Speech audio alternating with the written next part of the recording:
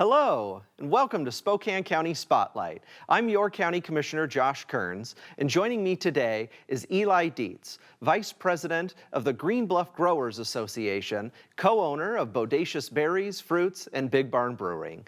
Eli, thank you for being with us today. Glad to be here. All right. As a resident of North Spokane County myself, and someone who loves to come up and visit Green Bluff, really excited to learn about a lot of the new things that are happening up there. But before we start going down that road, could you introduce yourself to our viewers and tell them a little bit about your background? Sure. I grew up farming and on a farm with my parents. We moved to Green Bluff when I was like 5, and my parents were both teachers, and we farmed raspberries. My grandpa moved up to Green Bluff area in the 60s and started growing tree fruit, and that's sort of how our family first connected with Green Bluff. And yeah, it was part of our family life growing up, and I really enjoyed that, and that was kind of part of my identity as a young person. And now my parents are still working full-time with the family business, and so they'd be the second generation on the farm. And I've been working full-time since after college for 7 years. And then my spouse is also a teacher, and we've got 2 little ones, so they're the 4th generation on the farm. All right, so easy to say farming is in your blood. Yeah, exactly. All right. I think most folks that have lived in Spokane County for any length of time are probably familiar with Green Bluff. But for some of our viewers that may be newer to the area, could you kind of give a high-level overview of what is Green Bluff? Sure. Yeah. So our farm, Bodacious Berries and business Big Barn Brewing, we're just one of many. We have lots of wonderful neighbors that are working and farming up there as well. Our association is called the Green Bluff Growers Direct Marketing Association, and there's 31 member farms. And then in addition to those 31 businesses, there's probably another couple dozen. Wow. We're a small farming community, about a half-hour drive from Spokane. We're north and east of Spokane, sort of nestled right before you get to the foothills of Mount Spokane. For some people that means a lot. For some people it doesn't, but whenever I go into the city, I'm always sort of orienting myself towards the mountain. Yeah. The focus of our community is to kind of preserve an agrarian space and to stay connected to our agrarian roots, near, but be kind of in the striking distance of the city. Okay, great. I know there's a variety of different crops that are grown up on Green Bluff. Could you give us kind of an overview of what those varieties are and the types of season when folks can go up and pick some themselves? Yeah. Really, when I talk to people about Green Bluff, I love to emphasize. In fact, I was just thinking this morning, I was eating a peach, which for October 7th is like really enjoyable to still have tree-ripe fruit. But yeah, I really like to emphasize how long the season is for us, especially because a lot of people get to know Green Bluff through October, which is our busiest season, but then there's a whole bunch of other crops that we go through. So to take it seasonally, we kind of kick off with orchard blossoms. So apricots are the first to flower, but the apple blossom season is a really lovely time to go up to Green Bluff and just enjoy bursting white and pink blossoms. And that's kind of in May, depending on the weather. Okay. The first fruit crop is strawberries, and that was the first crop that Europeans grew on the bluff. Like after a lot of logging happened in the early 1900s, homesteaders planted strawberries kind of around the stumps. First crop is usually late June. It was perfect this year, like right as school was getting out. And that's one of the crowd pleasers. Fresh strawberries are something you can definitely get your kids out for and excited for. All right. After that, July, we have raspberries. That's a big one on our farm. Like I said, we did that when I was growing up. Cherries come on in July. August brings blackberries, peaches, Peaches are one of my favorites. September, we transition into apples, pumpkins, and fall harvest. And then once that slows down, right after Thanksgiving, we do a few weeks of Christmas trees. And then throughout the growing season, which for some of the really early stuff is in April, right down to the last frost, a lot of growers have flowers and all sorts of veggies. There's a couple market gardens on Green Bluff now. And then there's a few people doing eggs, which you can get year-round. We sell those at the barn year-round from a neighbor. A really cool thing that the association has been working on our website, we have a tab called This Month on the Bluff, because people want to be able to just call and say, what's on Green Bluff right now? And we're like, well, there's 40 farms and 20 crops. But there's a little tab that then you can kind of see what's in season at a given time. Because each crop will have, some will have a 2-week window, some have a 4-week window. It's really weather dependent. And there are different varieties. So one farmer has the variety of peach that's early first and the other one doesn't. So go onto the website and click This Month on the Bluff, and you can kind of navigate and figure out which farm to call or go to. And, Great. Yeah. When you're talking about weather-dependent crops, with this year in particular being a year where we've seen the warmer weather kind of go later into the year than traditionally that it has that had an impact on the farms this year? Yeah, definitely. This year has been this growing season, which in my mind is like March, you start to thaw out and your work starts to pick up, and then the growing season goes through the end of October when you get your last pre-frost work done. It's been a real delight. I keep track of our precipitation, and we've gotten 20 inches. Okay. That was from October 31st to October 31st. Okay. The year before that was 10, so above average rainfall. And then with the really wet spring and delay of warm weather, everything was 10 to 14 days late. Okay. Which worked for us, because a lot of people will miss the seasons. They'll get up and say, do you have raspberries? And I'll say, oh, you're 2 weeks late. Okay. So it was hard for some veggie farmers, but for fruit, it was really good. And then we had a hot summer, but it wasn't as brutally hot as prior years. Yeah. And then now this extended kind of, I tell my wife who's a teacher, she says, what's the weather gonna be like? And I feel like I've been stuck on sunny and 79 for weeks on end, but that's the type of weather that brings people up to the Bluff right now in the fall to really enjoy the last little bit of the growing season. That's great. So we're hoping for, we always say, we just need it to rain on Mondays and Tuesdays. Yeah. We're hoping for some more sunny weekends, and then to get a bunch of rain to water in those crops that are, as soon as we charge up the soil with rainwater again, they're ready for next year. So That's great. Yeah. All right. So other than fruits and veggies up on Green Bluff, what are some of the other things that people can go up and shop for or purchase?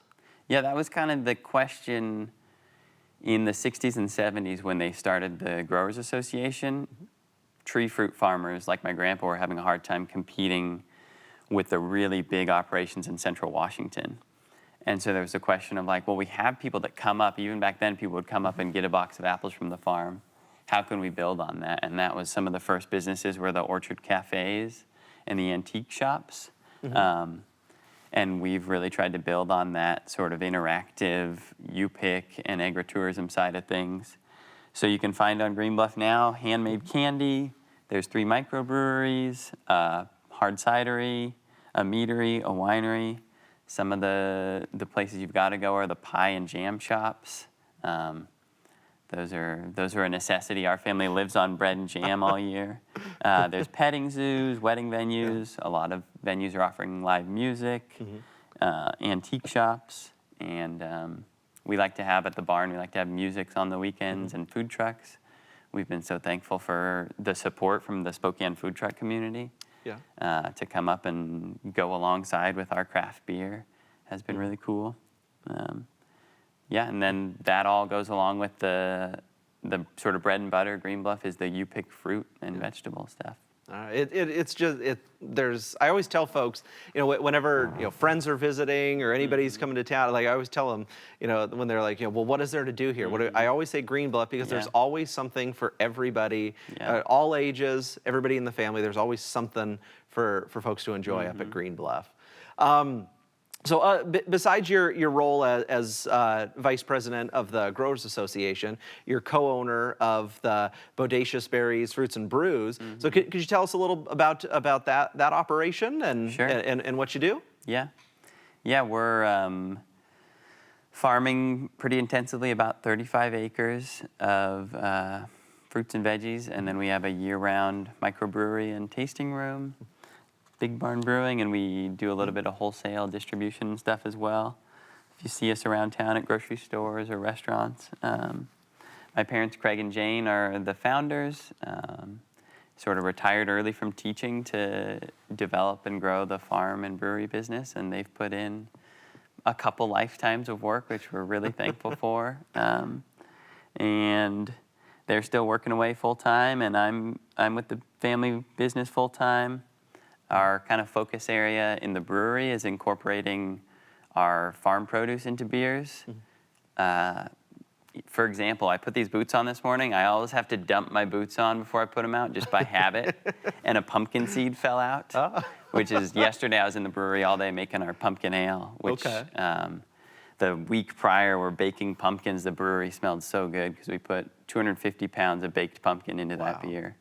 Some of our other favorite farm seasonals are Peach Kolsch. We have a fresh hop IPA where we harvest the hops straight out of the field and they go straight into the brew kettle the same day. We have a strawberry blonde ale. It's really fun to incorporate the brewing and the fresh fruit. Yeah. And in terms of our farm, our biggest crops are the strawberries, raspberries, peaches, pumpkins, and hops. We dabble in Christmas trees, plums, blackberries, apples. But when you're going every which way, we like to kind of think of those big five or whatever it is where we have 2 to 5 acres of all those things. Okay. And that's been really fun. The strawberries definitely feel like kind of a heritage thing. There's 4 or 5 really big strawberry producers on Green Bluff. Okay. And it's been really cool to work collaboratively with all of them. And we're pretty much all under the mentorship of Byron Seamers, who his family goes way back. They're some of the original homesteaders, and he's still farming on Green Bluff well into his 80s. Oh, wow. Okay. It's a little bit about what we do. Okay. No, I know there's there's a lot of annual events up on Green Bluff, and a variety of them. Could you give our viewers sort of an overview on some of those, and and if there's any new ones that are approaching this time of year? Sure. Our one single event is the Cherry Pickers Trot. Yeah. And I grew up not only in a farming and teaching family, but a running family. Okay. And that's always been a landmark of Green Bluff. So right at the peak of cherry harvest, there's a 4-mile, the Green Bluff Loop is 4 miles. We run that all year, but then there's a race that's called the Cherry Pickers Trot, and people come up. And this was the first year that the Green Bluff Grange Association ran it. Okay. And they did a really great job, and they plan on carrying that on in the future. That's a fun community event. I guess we have had a couple of we do a tractor festival type thing at the barn, which my 3-year-old loves. We get all the neighbors to bring their tractors. If they park a tractor at the barn, they get a free beer. And then the Grange also did a tractor parade where they drove around the loop. Yeah. So that was fun. And then for all of our big crops on Green Bluff, we have a harvest festival. Okay. So what that looks like is we choose the week or two that'll be kind of the peak of that season, and we say it's Apple Festival, and that kind of notifies people, like, if you want to try to get apples, come up in this time range, and we'll have in that category of our website this month on the Bluff, we have a list of, if you click apples, you get 20 or 30 farms, and during Apple Festival, that's when they're in peak harvest for apples, and you come up and pick your fruit. So we have a Blooms Festival, strawberries, cherries, peaches, apples, and then sort of fall harvest festival. it's basically a special event at every farm every Yeah. weekend in October, which we're really thankful that so many people are willing to come out to Green Bluff in October Yeah. and enjoy what we get to enjoy year round. Yeah, I was glad that the Cherry Pickers Trot was back this year. Yeah. It's always a fun one to make it up to, even if you don't run like me, not a runner. Still a fantastic event to go to. I took the family up there this year. My son was so thrilled. For his age division, he won the pit spit. Oh yeah, that's right. Cherry Pickers Trot and Cherry Pit Spit. Yeah, that's great. Yeah, he was very excited when he found out. He's gonna have to be back next year. He's got a title to protect. That's the We're gonna be working. We're gonna be training this year. That's right. You can go. Our neighbors, Hidden Acres, have dried cherries. So get the dried cherries, and he can practice his pit spit all year. Okay. What would you say? What are some of the biggest issues that growers up on Green Bluff are facing? Sure. We face what small farms across our country face. So it can be a challenging place to be as a small farm. I guess the first thing would be to give a thank you to the greater Spokane community, because there are still 30 plus working farms on Green Bluff because of the support we've gotten from Spokane, and that's been going, decades into the past. Yeah. But also we're wanting to be really intentional about preserving that, because we are a young farming community. I mean, the first European farming activity on Green Bluff is early 1900s. So we're only, a few 4 to 6 generations into this. Yeah. And now some of the pressures we face are related to being close to what is a booming urban area, an urban center of Spokane. So we're blessed with our aquifer, but there's going to be stuff with water in the next couple generations that we need to be really intentional about how we use the water as farmers, but also how the city uses the water and how the rest of the community does. And then we're seeing really present the sort of real estate pressure of trying to have a profitable working farm business, but then seeing that dollars per acre, the value of this land is going up and up and up. And so how do we we don't want to sell the land. We want to just keep it as farming land, but when it's worth so much per acre, there's a lot of pressure there for people to sell, or for that generational transition is really a challenging pinch point. So we like to think of it though as a collaboration of really communicating with Spokane at large and saying, this is such a gift to us to be able to do this and to be supported, to have people coming out in great numbers. It seems like each year there's more people that want to pick strawberries. That's great. But then to also say to the community, this is really an asset and a resource for you to be able to say, I may not live on the farm, I may live in a city, but I can go out and experience that any day of the week. Yeah. We're really, and that's something our conversations in our growers organization are about, is how can we more open avenues into that collaborative relationship with Spokane. All right.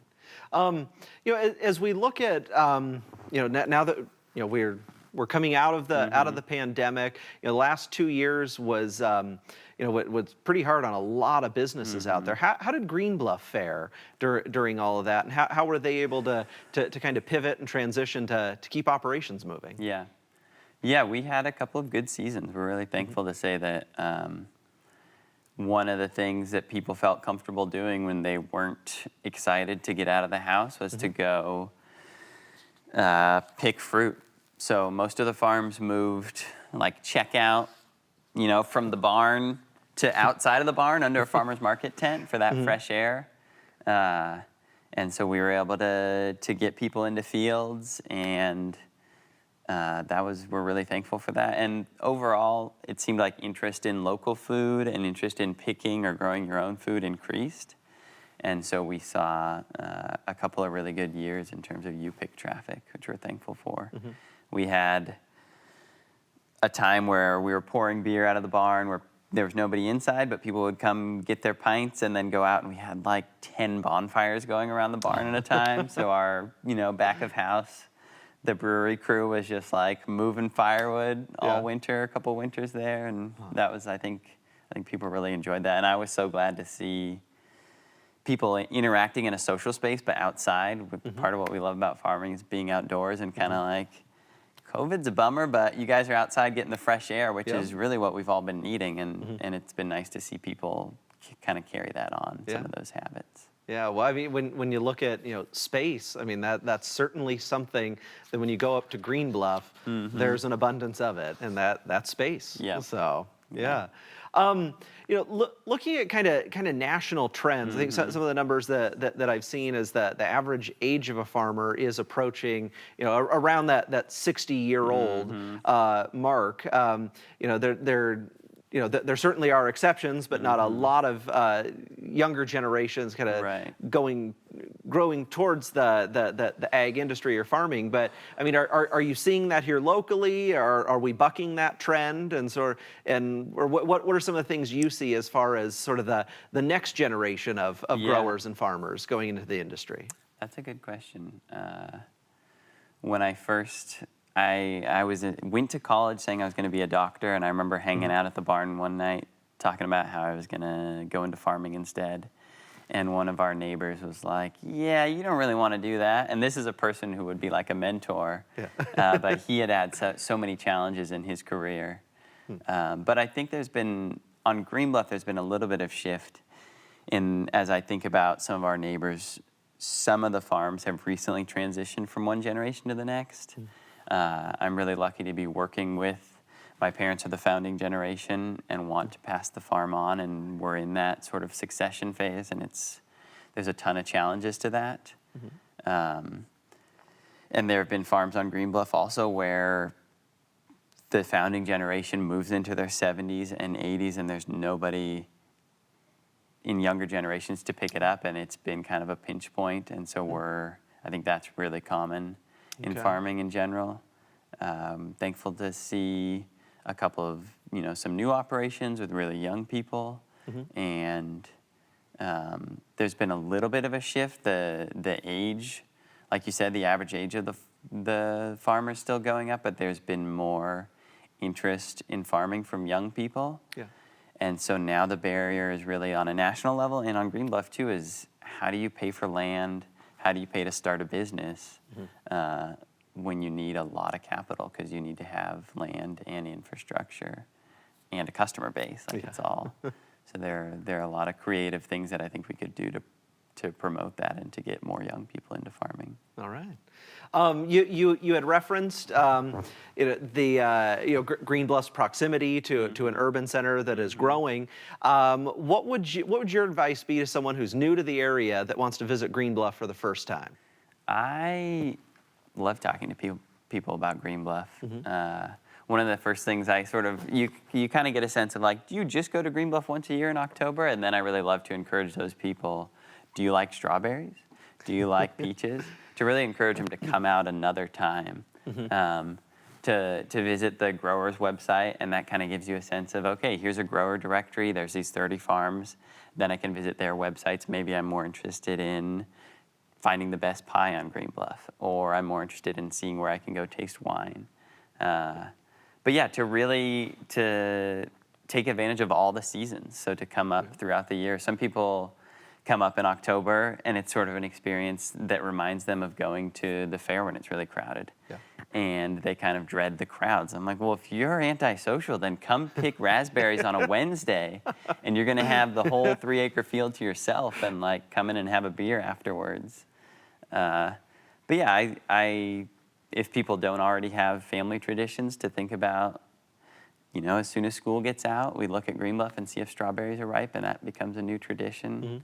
What it's all about for me is getting up there with a group of people and enjoying picking fruit. Every time we have friends that come over to our house, it's like, okay, we do our thing, we have dinner, and then we go out to the fields. And whatever's ripe, we just kind of hang out, and we're lucky enough to get to just do that. But that's something that we can offer to everybody else as well. We usually, our U-Pick fields are open till 8 since the brewery's open till 8. So it's like you can actually get up after work and go pick apples, which is really nice. You've shared a lot about about your family's history, about Green Bluff. What's your favorite part about being a farmer? That's a good question. I really essential to who I am as a person is connection to the land. I was reading one of my favorite poets is named Wendell Berry, and he's a farmer and just talks about the kind of spiritual experience of having your hands in the soil. And I think that's why a lot of my peers who are farmers are in Green Bluff. That's what brings us back to it. Yeah. There are a lot of challenges to farming, but getting to share that with our families and with the community of Spokane, something that was just core to my personality ever since I was a kid is the delight of fresh off of the vine or off of the tree ripe fruit. We always joke at social gatherings, there'll be like the fruit plate, and everybody kind of tiptoes around it, and then our kids go, and it's like the fruit plate is now gone. Oh. And we'll bring a box of peaches to an event, and I kind of tease people. I'm like, you have to eat 5 peaches before you can go home. Like an apple a day, that's for city folks. We have 5 apples a day. But I really do the joy of eating fresh fruit is a really big thing for me. All right. Well, Eli, it has been an absolute pleasure to have you here. It looks like we are running low on time today, but thank you so much for taking your time to be here and sharing all this information about Green Bluff. It's been fantastic. Thank you. Yeah. As a reminder, a video of today's Spotlight can be accessed on our Spokane County website and also on Spokane County's YouTube channel. Well, that's it for the show today. I'm your County Commissioner, Josh Kerns, and thank you for joining us on Spokane County Spotlight.